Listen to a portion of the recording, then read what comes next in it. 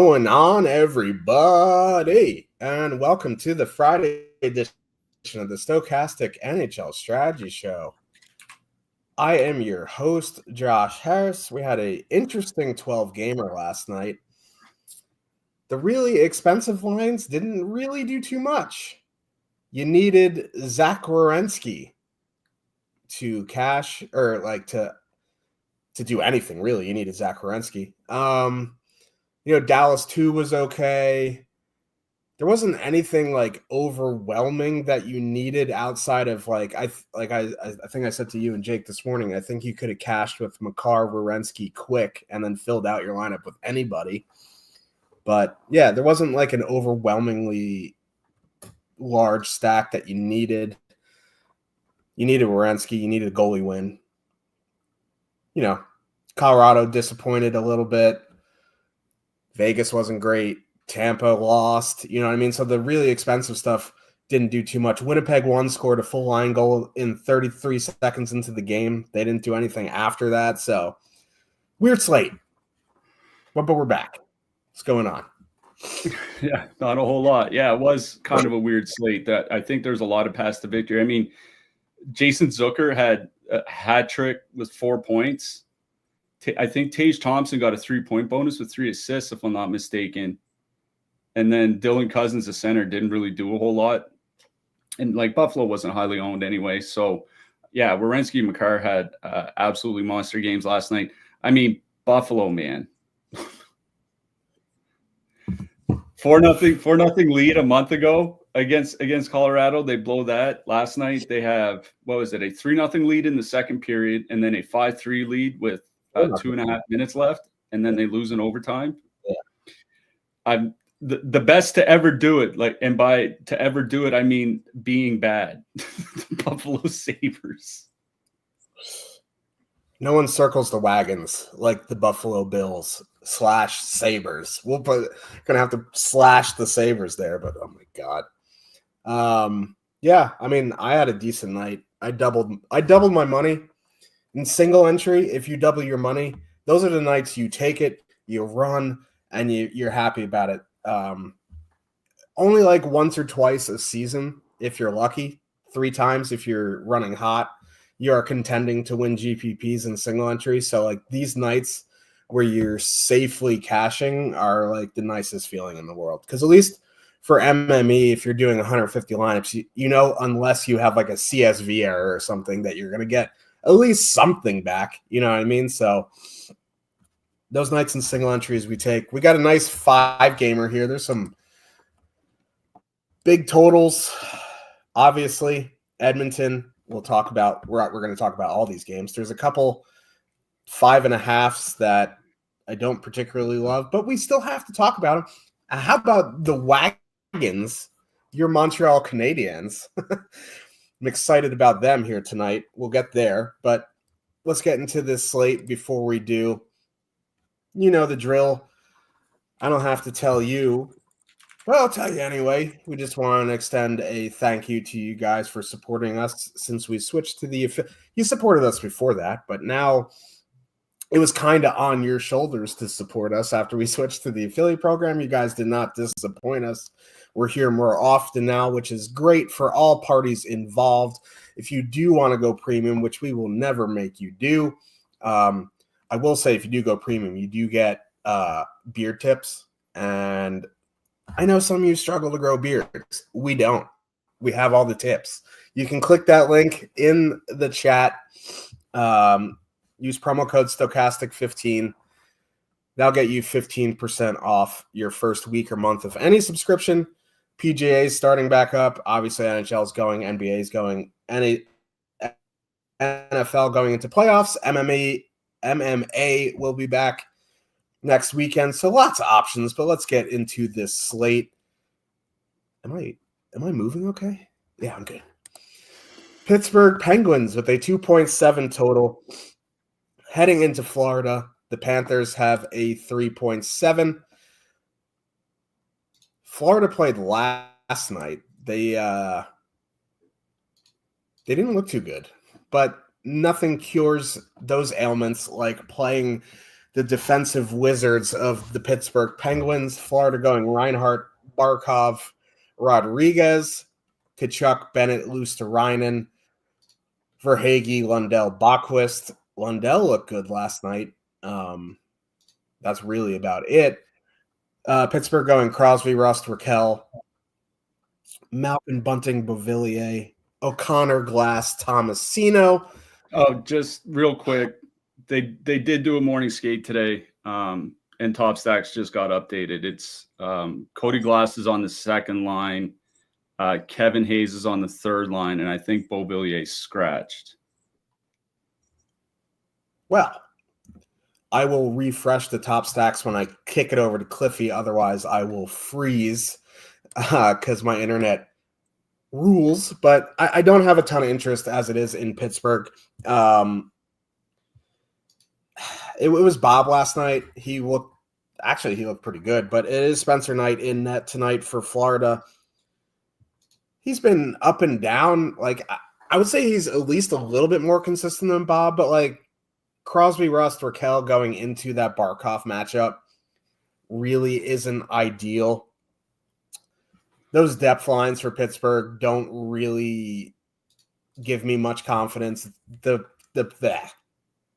The Panthers have a really good penalty kill. I don't think I would even, like in MME, Pittsburgh won. I'd get to a little of because they do have a 16% top two stack. They are the most expensive on the night at 20,400, and that's the problem, right? Even if they were in a decent matchup, they're on the road. They're the most expensive line on the night. But they're not in a decent matchup. They're in a rough 5-on-5 matchup. So if you happen to get there a little bit in MME because it's a 5-game slate, sure. But other than that, I'm out on Pittsburgh. Florida is a bit more interesting. Reinhart, Barkov, Rodriguez, 19,600 with a 20.1% top two stack.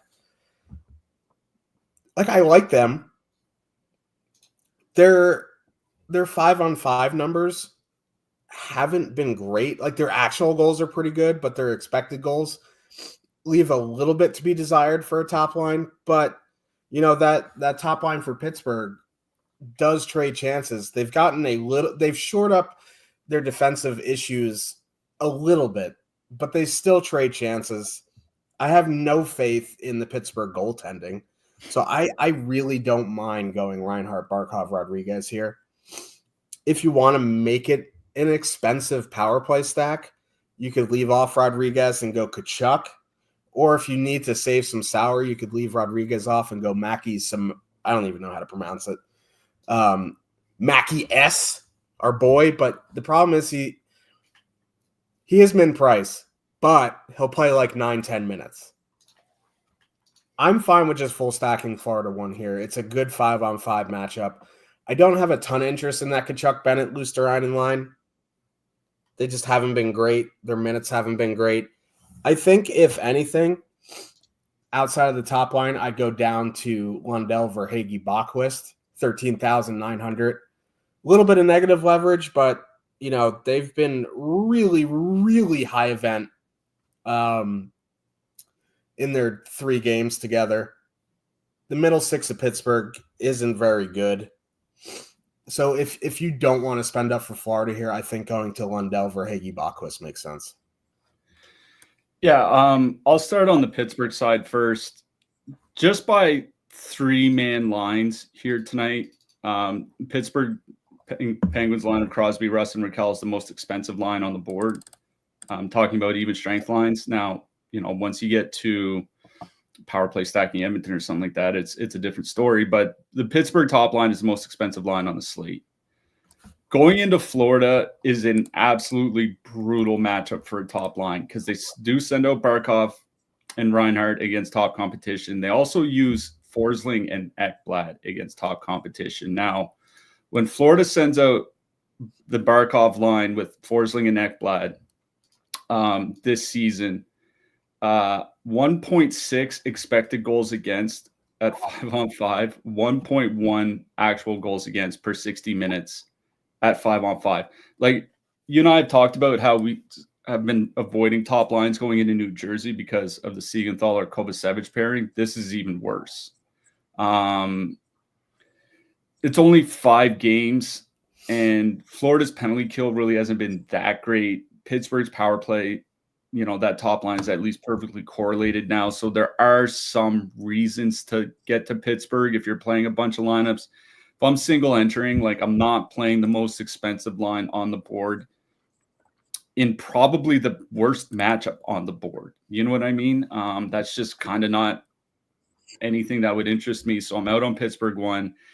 Pittsburgh 2 is where things get a little bit interesting, because I think once you get past the top pair for Florida, once you get to the second and third lines, then they can be had a little bit. Like Florida's, with the Forsling Ekblad pair off the ice, Florida's goals against rate literally doubles. Their expected goals against goes up it's like 20% or something like that. So it is not anywhere as close to the same matchup once you get Forsling and Ekblad off the ice. Problem is like I don't really have a ton of faith in a Malkin Bunting Glass line. That's just not something that I have really all that much interest in. Like Malkin and Glass have been fine in their limited sample together this year, and by fine I mean league average. So it's like, do I really want to play like a league average 5-on-5 line on the road in Florida in a single entry? Like, it's okay. They're 11,500. Maybe you leave off Glass or something like that. But like Malkin's at one point was a pretty big volume shooter. He certainly hasn't been that recently, and he hasn't been that this season. I mean, his last 20 games, he has 26 shots on goal. Those are Alex Wenberg shot totals. You know what I mean? So like, I don't know. I think if I'm playing anything from Pittsburgh here tonight, it's like a one-off Bunting, a one-off Drew O'Connor down on the third line, like something like that. It's a brutal matchup for the top line. I don't have a ton of faith in the second and third lines. 1, staying together, 2, playing well, and 3, actually like producing some sort of DFS winning line. So like a one-off O'Connor, one-off Bunting, something like that. Other than that, I don't have a lot of interest in the Penguins. For me, my interest is in Florida. It is, but going back to the Florida top line. Now, I know obviously anybody that used them would have got burned last night. Barkov and Reinhart have still, this top line has still played pretty well this season. 2.8 expected goals, 3.5 actual goals per 60 minutes. Evan Rodriguez getting like 15 minutes a game in ice time when he's on the top line. That's good enough for a third wheel. Barkov, Reinhart, the only line that Florida has where both guys are on the top power play unit. I think that's important for this one. Over the last 5 weeks, the Pittsburgh penalty kill has given up more shots per minute than any other team in the league. The one thing that has saved them is, it's funny we make fun of their goaltending. Their goaltending on the penalty kill over the last 5 weeks is a 933. It's just preposterously high. Like a 900 by the end of the season would probably either lead the league or be very close to it. So their goaltending has been a little lucky on the penalty kill. If they give up a pile of shots to this Florida power play, they're going to get in trouble. I do like Florida 1 matching up against Pittsburgh top line. You mentioned they're tightening things up defensively, but they're still giving up 2.8 expected goals against per 60. It's like 15% worse than the league average still. Even more goals than that because the goaltending has generally struggled this year. I really do like going back to Florida 1. I'm also out on Florida 2. Like, last night was a tight game, right? Against not necessarily a divisional opponent, but an opponent that they might see again in playoffs. Like, it would certainly be a rival. And Tkachuk still only played 18 minutes. Like, he's just not getting a lot of ice time. Remember, Tkachuk had that huge outburst where he had like 19 points in 10 games or something like that. He has 24 shots on goal since then in 11 games, like 2 shots per game, just over. Like, he's really not doing a lot. Luosterainen, I think, is more of a defensive player than offensive. So, like, I agree with you. Like, if anything, I would probably go down to the third line. But I think for Hagee, where he's not on the top power play anymore, He's not shooting a whole lot either. He's going to probably get under 17 minutes. Like, he's way overpriced for what he is. Yep. I would honestly probably just prefer like a Lundell Bockfist 2-man or something like that. But to be honest, if I'm playing literally any full stack in this game here tonight, it's Florida 1. Everything else, I think, for me would be MME only. Agreed. Montreal Canadiens with a 3.2 total. Heading into Chicago, the Blackhawks have a 2.8. Montreal is the highest road total of the night. They also have the third highest total on the slate. They have been wagons. They're 2 points out of a playoff spot. How? I think 3 points. It could be 1 point after tonight, depending on how all the games go. They have a better record than the Rangers right now. The Rangers suck, but, it is what it is. Montreal going Caulfield, Suzuki, Slavkovsky, Line, Doc, Newhook, Gallagher, Dvorak, Anderson. Chicago going Bedard, Bertuzzi, Mikheyev, Hall, Foligno, Dickinson. What are these lines, man? And then Nazar, Teravainen, and just whatever. But I can't imagine that they would send out a Taylor Hall line against top competition, even if he's with Dickinson. I think that's exactly what they're going to do. I mean, think about it. I don't think you're going to use Bedard. And then after that, are you going to send out Frank Nazar, Teuvo Teravainen, and an AHL rookie? Yeah, like Kirby Doc's little brother. Colton Doc not in the player pool. Honestly, I think they just called him up for this game. I'm being legitimately legit there. He's 22.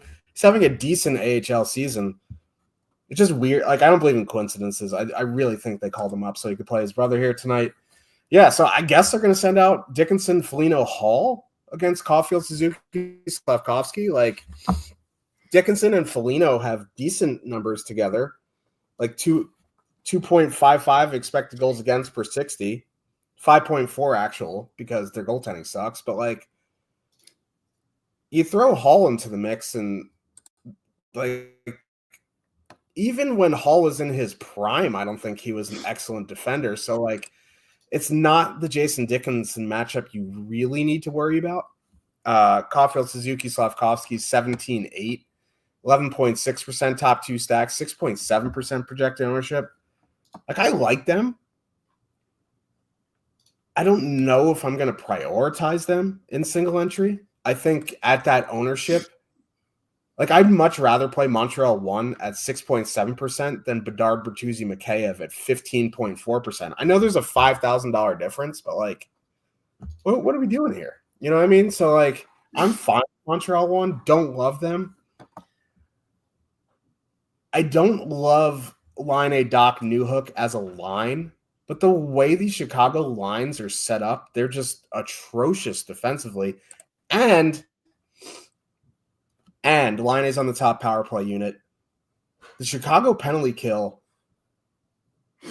by every metric except for actual goals against, is worse than the Canadiens' penalty kill. And the Canadiens' penalty kill is one of the ones that we're wow, we need to pick against them. They suck. You know what I mean? The Hawks' penalty kill has been brutal outside of the goalie saving their ass. I think I'm interested in something like a Line Hudson X power play stack. You know what I mean? The issue that I have with Montreal 1 is they're expensive, and Caulfield's role on the power play got affected the most from Line being there. So he's not in a role as bad as Verhaeghe, but it's similar because he's super expensive and his role has diminished. His shots, especially his shots, and that's important for him. So I would probably do Line Hudson, Suzuki, something like that. I'm interested in some sort of power play stack for the Canadiens here tonight. On the Chicago side, Bedard, Bertuzzi, Mikheyev, 12,800, 8.3% top two stack, 15.4% projected ownership. Bedard and Mikheyev don't do shit together. They create nothing. But the problem is Bertuzzi and Bedard are on the top power play unit. Bertuzzi's 3,300. The thing is, we talked about it this morning. The Canadiens' penalty kill has gotten much better of late. So, like, I don't know. Like, I don't want to. First of all, I never want to play chalk Chicago. But, like, this isn't as bad of a matchup for Montreal as it seems. Like, they've been really good on the penalty kill. And now they've added Carrier, who's only going to help. You know what I mean? So, like, I'm out on Chicago one. Like a Bedard one-off, I'll never say no. A Bertuzzi one-off, he's 3,300. He needs an assist and a couple shots. He could get there at 5-on-5. But full stacking that line, no thank you. Hall, Foligno, Dickinson for 9K. Like, there's no real reason to stack a 9K line in this slate unless you're doing some sort of expensive Oilers power play stack. Like Nazar, Teravainen. Honestly, outside of Bedard one-off or Bertuzzi one-off, I'm out on the Hawks. That's it's tough to say that I'd be out on the Hawks entirely. And the reason is this, is yes, like the one thing I mentioned it yesterday in our Discord, and you and I talked about it this morning between us, is a big reason for the Montreal turnaround has been the penalty kill. Like shots against, goals against over the last 25 games for every team in the NHL, Montreal's top 10 by both on the penalty kill. If you look at just like the last 20 games or 18 games or something, they're top 5 in both. So like a big reason why Montreal isn't giving up as many goals as they used to was because the penalty kill has gotten better. There's two things about that, though. One, Montreal is still taking a lot of penalties, right? So even if they're not allowing a lot of goals per minute, it's just the fact that they're taking so many penalties can still lead to goals against while they're shorthanded. The other is like Chicago's power play, when Seth Jones has been healthy, hasn't been that bad. Probably riding a bit hot. They're shooting 21% with Seth Jones on the power play on the blue line. This season, there's only one team above 20%, and it's Winnipeg. Like even Tampa Bay and Colorado and all those teams are under 20%. So Chicago shooting 21% probably isn't going to last. But even like if they could be like 16, 17%, they'd be a little bit below average, which isn't awful. Like, and if you can have a power play that's at least close to league average and get 4 or 5 opportunities, like you seem to stand a reasonable chance of getting there at least once. Bedard still does play his minutes. I don't know. I think I'm kind of with you. It's like, I don't necessarily hate the matchup for the Hawks. It's the fact that there's so much chalk on them, right? Like these playing lines are terrible. Well, there is that, but like play outside of like if we just preclude Edmonton from the conversation, they're at home from Anaheim, and just look at the other 9 teams, the Chicago top line is projected for the second highest ownership on the board. It's like, if you're not playing Edmonton, like Chicago is just absolutely wild chalk. And it's like, do I really want to play absolutely wild Chicago chalk? Like, I think if I played Chicago here tonight, and I don't think I'm going to be, because one thing I really don't like to do is play chalk bad teams. It's like last night when Dallas, like the Dallas lines were like 7 to 10% ownership with top 2 stacks, half that. It's like, yeah, well, Dallas is a good team. Chicago's not. Maybe they have a bounce back after they got embarrassed at the Winter Classic. We'll see. But I'll play chalk. I'll play chalk a lot. What I won't do is play very bad teams that are chalk. Like when the Nashville Predators for the first 25 games of the season were the lowest scoring team in the league, and you'd still get a matchup with them at home and double the ownership of the top 2 stack. It was just a hard pass. So I think that's probably what I'm going to do here with Chicago. If I were to play Chicago, it would be some sort of power play stack and just hope that the top unit gets there and it gets like 4 or 5 power play opportunities. Bedard, Bertuzzi, add in, Teravainen or something like that. put Seth Jones on the blue line, and then be on your way. Like, I'm not going to play super chalk Ilya Mikheyev. I'm not going to play chalk Nick Foligno. I'm just not going to do that. So I'm probably out on Chicago. If they beat me, they beat me, and they're probably going to beat me because that's the life of a Habs fan. But I just think there's just too much ownership on the Blackhawks. And these, like you said, Bedard and Mikheyev, 50 minutes together this season, 1.9 expected goals for. Foligno and Jason Dickinson, 140 minutes together this season, 1.8 expected goals for. Those are all well below average. If they get there, they get there. I'm out on Chicago. Like I said, if I played anything, I would focus on the power play guys. Take off Mikheyev from the top line, add in Teravainen, Nazar, Seth Jones, something like that. My interest would be on the Montreal side. Here's the problem with Montreal, though, is it's one of those things where like they're getting better as a team. That doesn't mean it's good for DFS.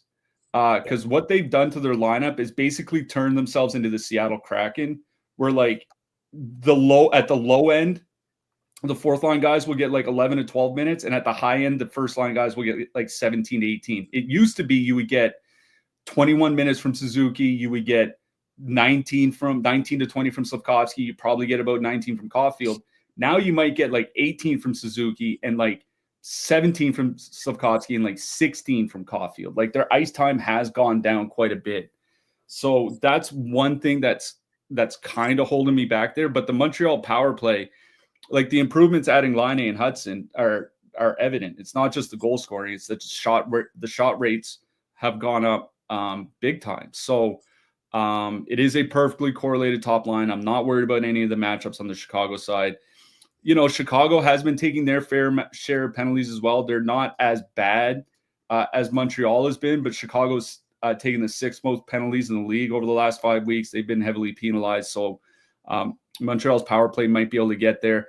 I don't mind going to Montreal 1. They're not my favorite line on the slate.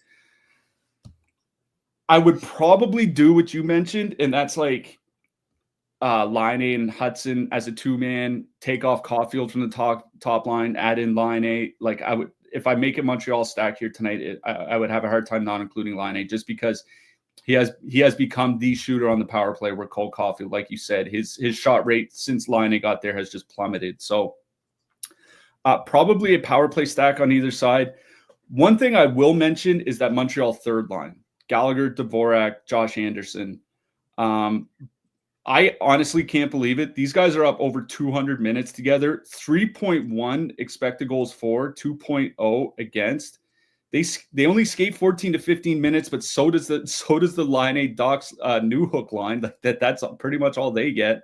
Brendan Gallagher, he's an all or nothing type of guy. He either puts like 0 shots on the board or he has like 4.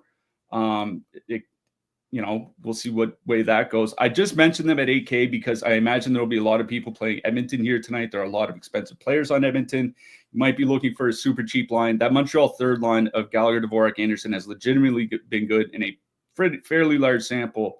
And they're priced at a point where you can play them with Edmonton. So I think it's Montreal power play I like best. I don't mind the Montreal third line if you want to sneak them in with Edmonton. Chicago power play, I guess, but I don't have a lot of interest in chalk Chicago.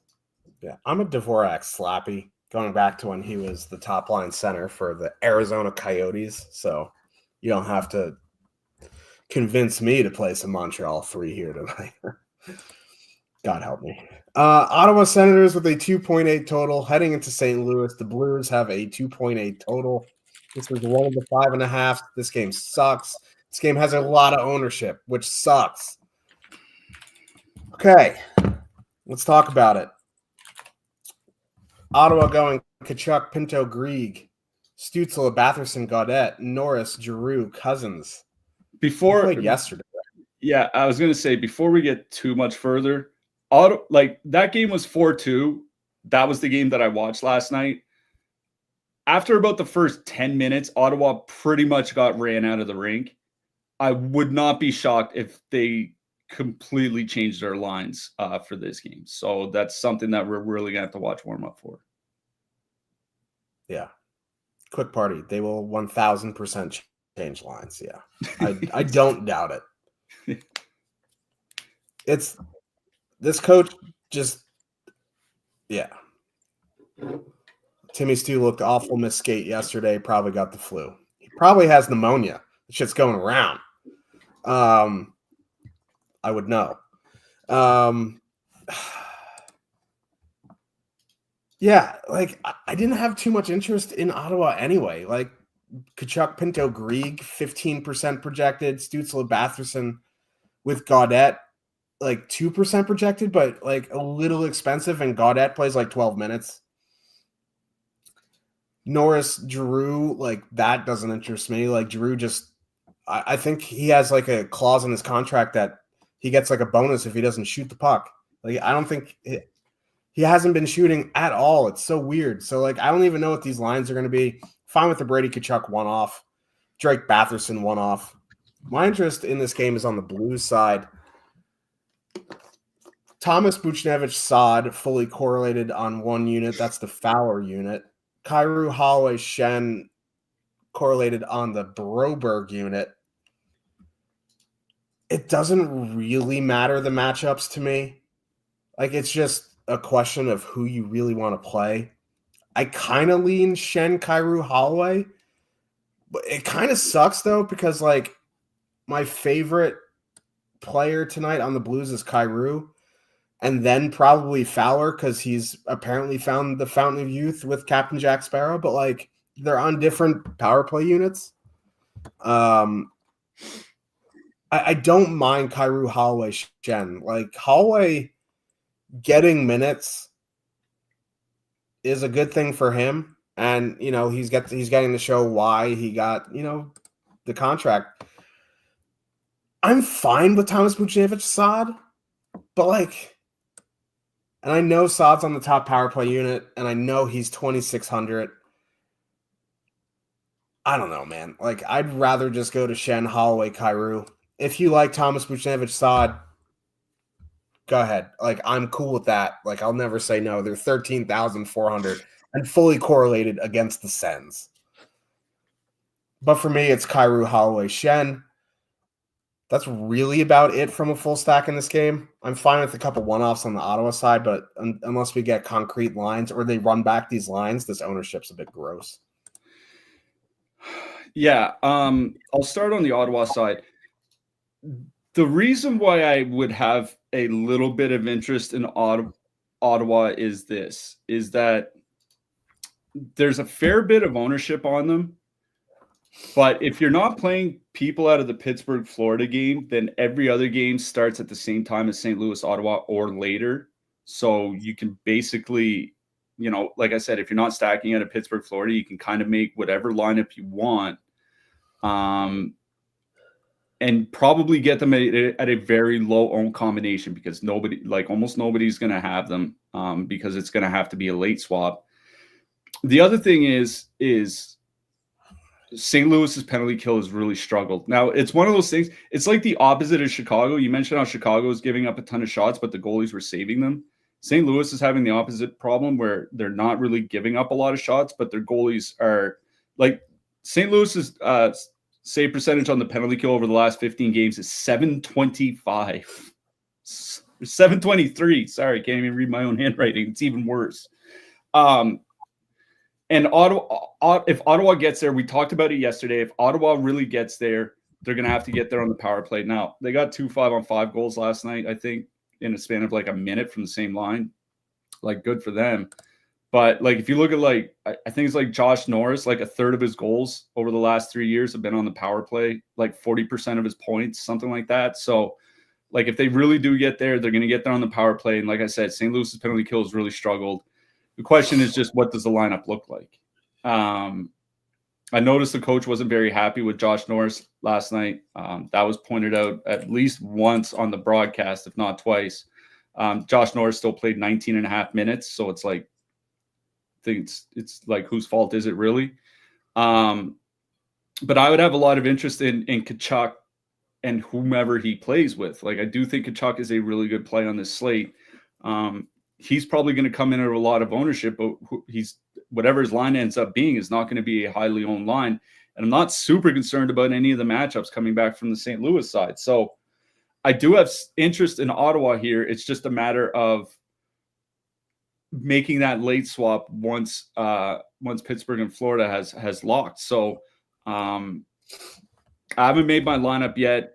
If it's like Tkachuk, Pinto, Batherson or something like that, I would have interest in that. Even if Giroux is there or even Adam Gaudette, I would have interest in that.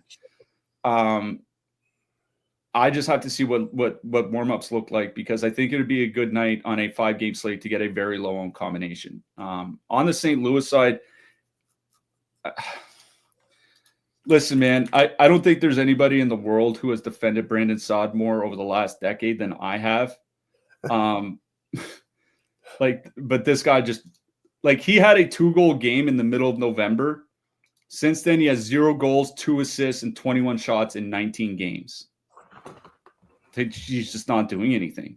Thomas and Buchnevich is theoretically the best line, but Saad isn't really doing a whole lot. I even think Saad got kicked off the power play during the Winter Classic. So I don't know. I'm kind of with you. I think Shen, Kyrou, and Holloway is the line that I like best from the St. Louis side. They've actually been good. We've mentioned it on a few shows this year that Braden Shen's playmaking numbers have been really good. Jordan Kyrou's shooting and playmaking numbers have been really good. Dylan Holloway seems to have really found his stride as at least a middle six scorer in the NHL. They're perfectly correlated on the second power play unit, 2.7 expected goals for, 3.3 actual goals for per 60 minutes in a 110-minute sample together. They're getting 17 to 18 minutes.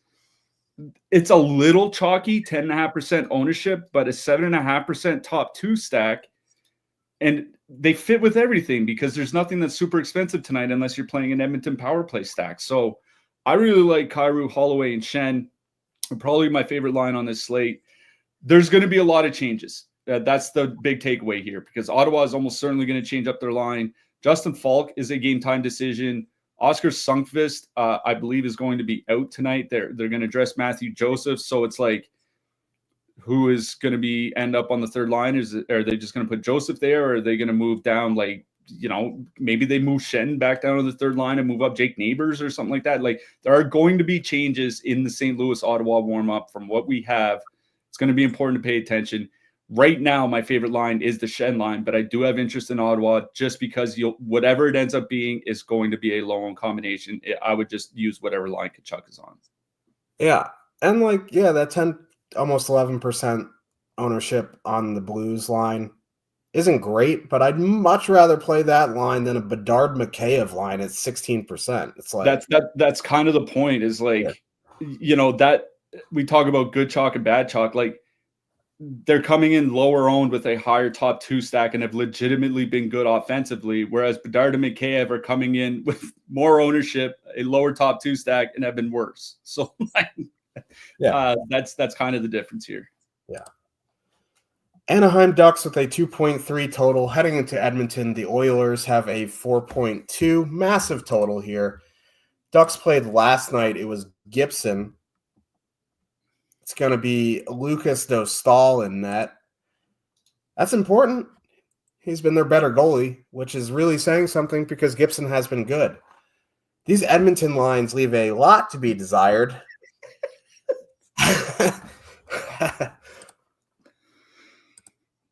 McDavid, Nugent Hopkins, Connor Brown, Draisaitl, Arvidsson, Podkolzin. That's fine. Hyman, Kappen, and Matthias Janmark. What? Why? What are we doing here? One, this Connor Brown line, 26.7% projected. If the Ducks somehow got out to a 1-0 lead, Connor Brown will not skate with McDavid again. You'll see Zach Hyman move up. Even if it's a close game halfway through the game, there is a wildly good chance that Zach Hyman is moving back up. I'm okay if you want to play Connor Brown because he's 2,700 and he's playing with McDavid. It's kind of like when Jesse Puljujarvi first got up and he was 2,800 and he'd play 14 minutes next to McDavid. It's like if Connor Brown at 2,700 gets on the score sheet, has a couple shots, you're fine. But this is an excellent power play matchup. And Connor Brown isn't on either unit. I have a hard time stacking a 26.7% projected line with Connor Brown on it. I'm taking Connor Brown off and adding in either Draisaitl or Hyman. Make it an expensive stack. Like, I don't really want to go over 3 even strength lines, but like I don't even mind like McDavid, Draisaitl, Hyman. You know what I mean? I think if I was going to full stack a line and just say forget power play, it would be Draisaitl, Arvidsson, Podkolzin. Like they've been actually really good in a fairly large sample. 3.2 expected goals for in 120 minutes. But the problem is this is an excellent power play matchup, so I want the power play guys in, and you get 2 of the 3 guys on the top line. You don't really want a power play stack without McDavid. So really you're just kind of like you're either full stacking Edmonton 1 or you're doing Edmonton 1 and you're taking off Brown and putting in Draisaitl or Hyman. I guess you could go like Edmonton 2, leave off Podkolzin and add in McDavid. Like you could do some weird stuff. But like for me personally, if I'm doing some sort of Edmonton, McDavid has to be in there and it's going to be a power play stack. I'm not going to play Connor Brown. If you want to play Connor Brown, it's fine. There's 17,700. He's only 2,700. Like it's cool. It's cool. It's just not the style that I play Edmonton. I want a power play stack.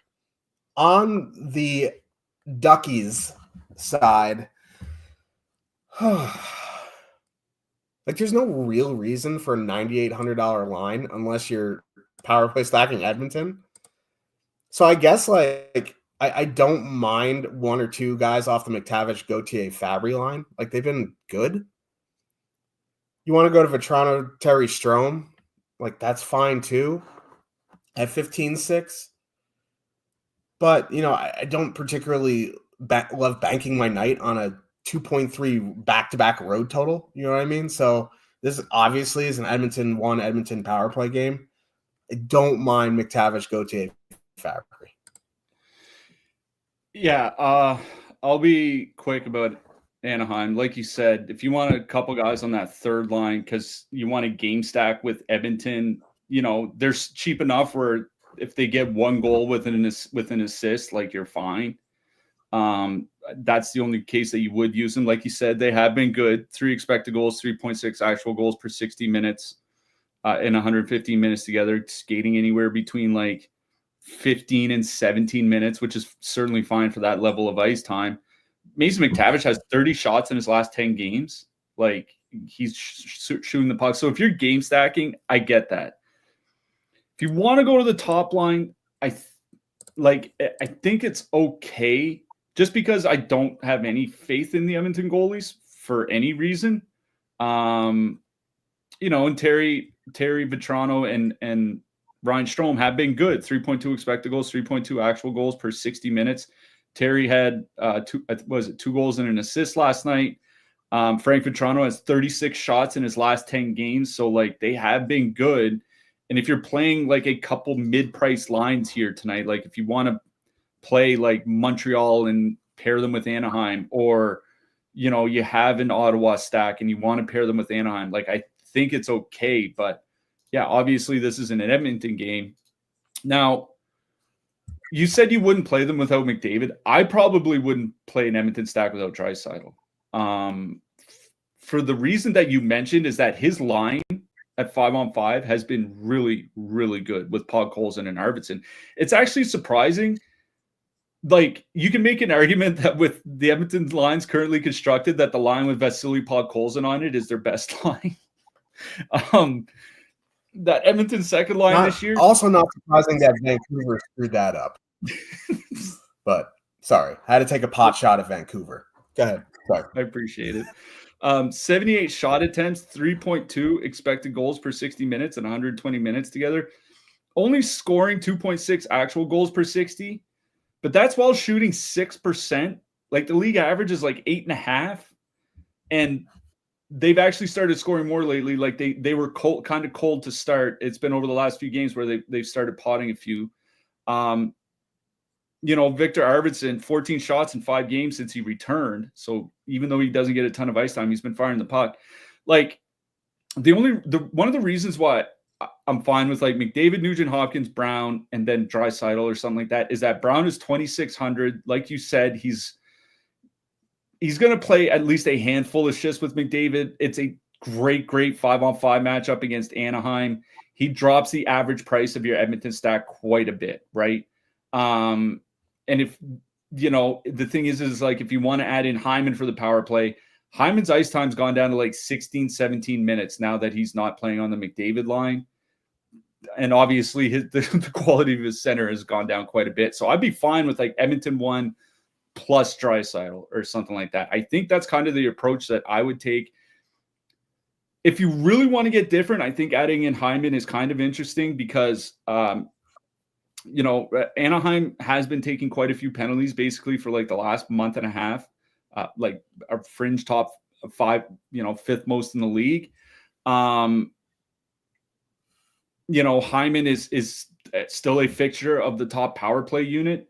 Like if the power play does have a big night, it seems reasonable that Hyman would get involved. And I think the last ownership run I saw, he's coming in under 5%. Like Zach Hyman, 54 goals last year. He's got 13 goals in his last 16 games or whatever it is since he's returned, or 11 goals in 16 games. Playing on the top power play unit with Draisaitl McDavid at home against the Anaheim Ducks on a 5-game slate is under 5% owned projected. So I think if you really want to get different, then I would certainly add in Hyman. But I think kind of the approach that I would take is just because Connor Brown's so cheap is just go Edmonton 1 plus Draisaitl. I think just the Edmonton second line is fine if you're playing a bunch of lineups. But I think this is a case where I want to get some of the big boys in because I do think they get a fair amount of power play time here tonight. So Edmonton 1 plus Draisaitl, Edmonton 2 plus McDavid, like something like that is probably the approach I would take. And like I said, if you really want to get different, add in Hyman because he's going to have a lot less ownership tonight than he probably should, even if he's on the third line. Like he's going to come in lower on the Connor Brown. So just kind of stew on that for a little bit. Yeah. 26% Connor Brown just grinds my gears. Nashville Predators with a 3 total heading into Vancouver. The Canucks have a 2.6 total. You see that J Fresh chart with Quinn Hughes on and off the ice, or with and without Quinn Hughes? And you're right. Like you said it the other day, it's like they hurt a lot more offensively than defensively. And like that chart, it was like with him, it was like top right.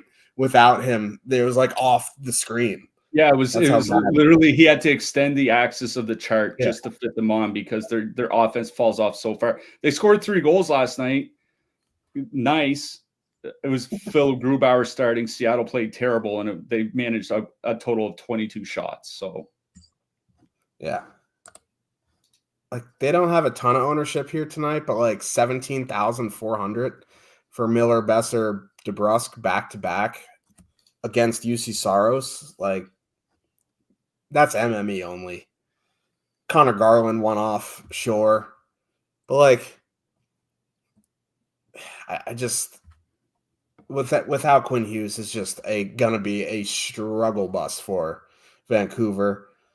Nashville,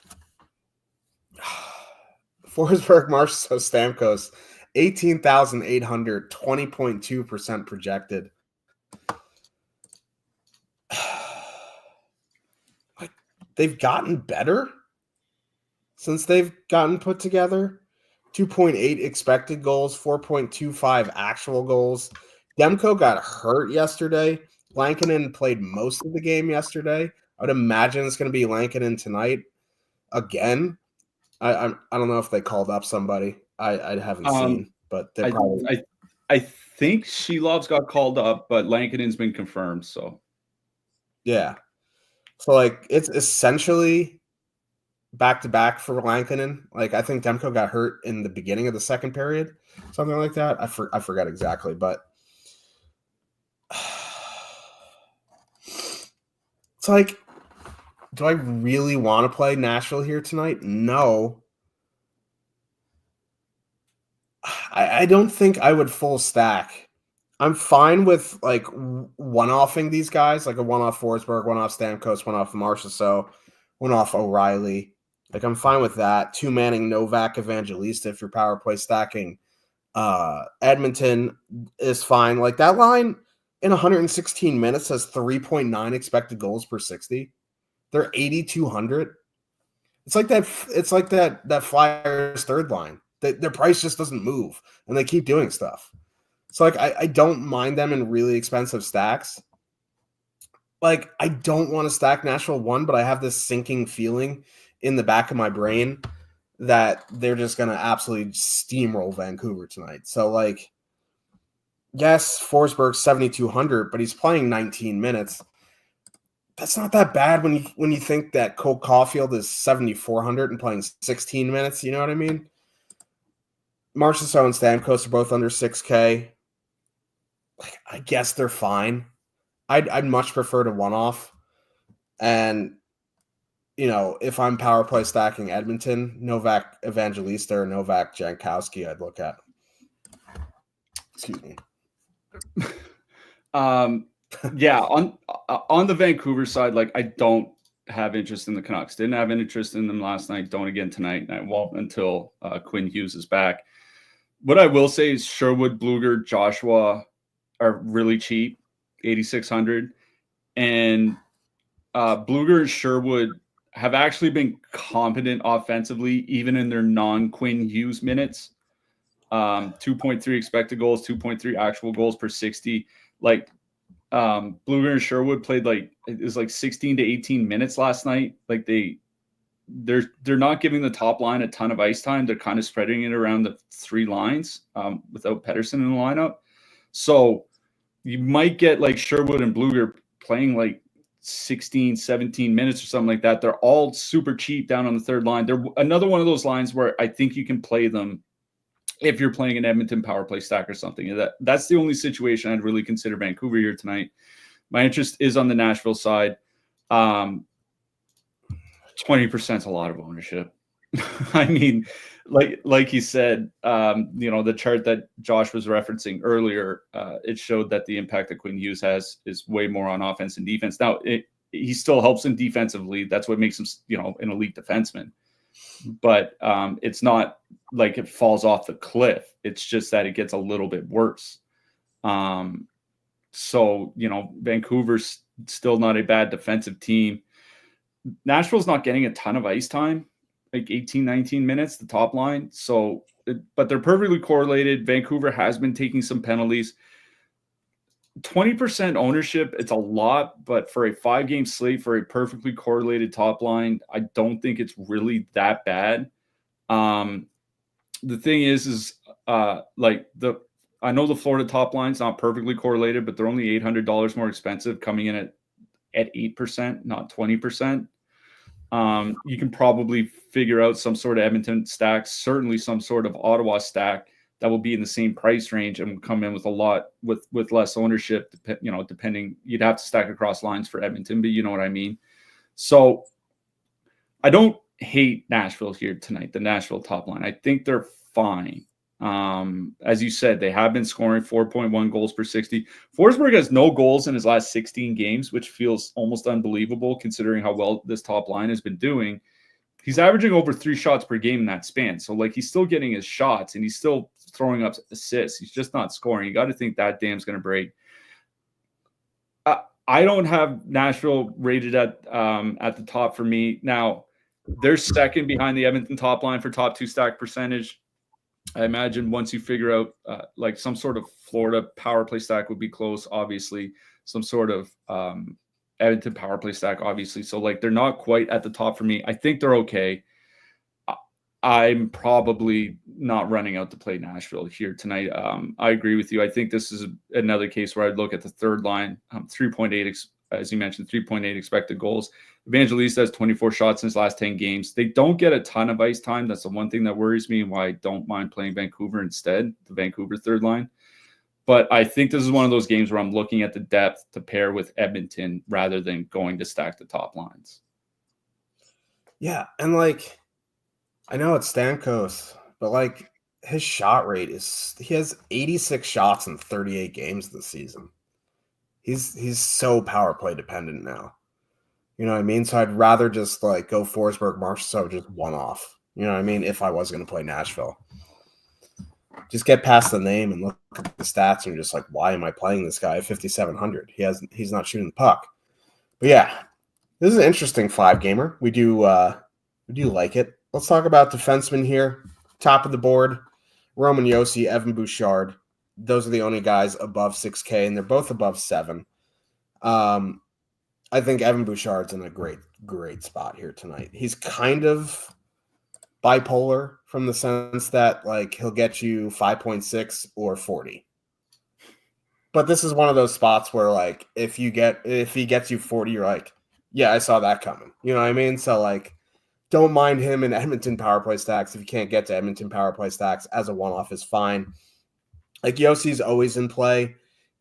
Last game, it was a regulation game. He played 32 minutes. This is just insane ice time. I'm fine with them if you want to spend up. After that, really, like there really isn't much. You know, like Jones, if you're doing some sort of, I don't mind Seth Jones. It's like it's a decent spot, and he plays 20 to 23 minutes. It's fine, but I don't think I'd be living too much above the 5K guys. What are you seeing? Yeah, projections have Josi then Bouchard, obviously by raw totals, also by point per dollar. A lot of it is that 3 total and Josi playing a ton of minutes, as you mentioned. I think both are fine. They're kind of both in a situation where I would hesitate to play them without the forwards. That's kind of the issue that I'd be running into. But yeah, they're obviously both okay. In the mid-price range, honestly, like 5K and above, it's not that great. Colton Parayko's okay. Especially if Justin Falk's out. I wonder if Parayko doesn't get some power play time. Maybe they just use Perunovic instead or Broberg or something. But I do wonder about that. But like Matthias Ekholm is a lot cheaper than Bouchard, and he plays a lot of minutes with McDavid as Bouchard does. So I think he's fine. Thomas Chabot, like even though Artem Zub came back last night, Thomas Chabot still played 26 minutes. And at least he's not paired with Travis Hamonic. So the team has a chance of scoring when he's on the ice. Gustav Forsling, obviously in a great spot at home for Florida. There are some cheap defensemen, like Tyler Myers running the power play for Vancouver. Cam Fowler, power play time. Matt Grzelcyk, top power play time. Those guys are all worth it. Caden Gooley, not in a bad spot. Sometimes he's typically been living around 21 minutes. Sometimes he can get up to 23, 24. I think he's fine. If you need super cheap guys, Alex Carrier has been playing around 20 minutes for Montreal. Radko Gudas, I fear we missed the Radko Gudas smash game. He had a huge game last night. Not sure we're going to get the same tonight. Nick Blankenberg from Nashville, depending what they do with their lineup. Uvis Balinskis. If you need a guy under 3K, he's probably going to play around 18 minutes because Mikola's still out for Florida. So I guess he's fine. I don't know if there's a lot I love from Chicago. Like Seth Jones, obviously at 5,400. Of the cheap guys, I guess Crevier. Because Murphy's out, right? Because Connor Murphy's out. But it's probably a situation like Montreal's not a massive volume shooting team. So it's not a situation where I'm relying on block shots. And I'd hate to roster Crevier, get like one shot, one block, and then that's it or something like that. I think if I play Chicago, I'm probably playing Jones. Like on defense, I'm probably playing Jones or just none of the rest of them. Yeah. Is there any way to try stochastic sims like a trial? The best you could do is click the link below you. Use promo code stochastic15. You get 15% off a week membership. You can always check the site to see if there's promos. NHL doesn't have sims, so there might be promos for other sports that have sims. You'd have to check the site. But let's talk about some goalies here. It's like I don't really want to pay up for Stu Skinner. and I probably won't. I think if I'm spending up, it'll probably be for Bennington or whoever starts for St. Louis. Like, I guess Lankinen's fine. I don't really love the spend up. I just don't like goalie ever. Like Montembeault at 7,500 is probably my favorite play. If you're fading Edmonton, Lucas Dostal at 7K tickles the fancy a little bit. That's scary, but like he's going to see the volume.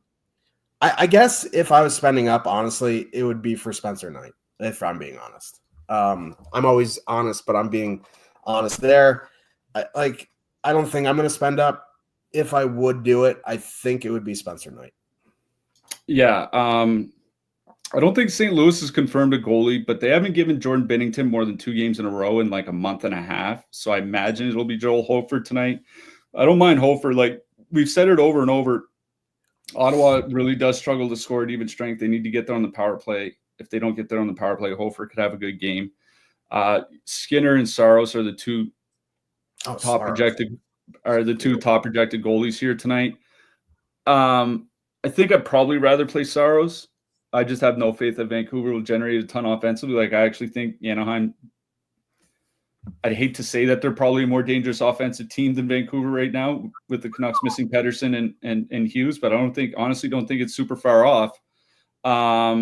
So yeah, I think it's Saros for me, then probably Hofer. I honestly don't mind Montembeault, 7,500. Like if Chicago doesn't light them up on the power play, I think he could have a good game. So for me, it'd be Saros, Hofer, Montembeault.